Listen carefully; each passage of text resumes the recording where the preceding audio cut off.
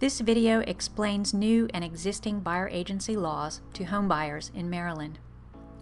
The Maryland Real Estate Commission is responsible for overseeing the nearly 40,000 licensed real estate salespersons and brokers throughout the state.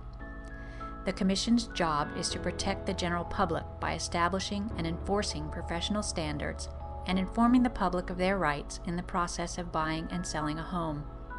In October 2016, the Commission established new agency disclosure requirements for the real estate industry in Maryland. The law specifies that agents may not represent a buyer unless the buyer enters into a written buyer agency agreement. Without the buyer agency agreement, the agent, by default, will have a responsibility to represent the interest of the seller.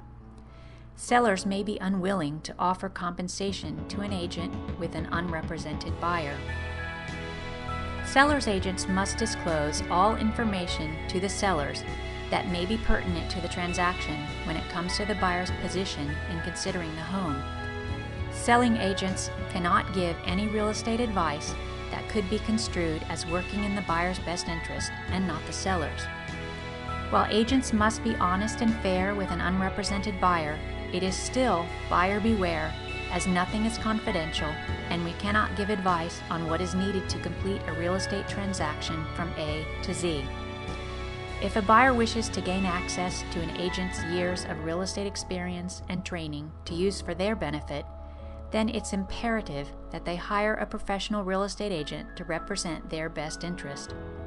The great news is that sellers are still covering most, if not all, of the buyer's agent's fees most of the time.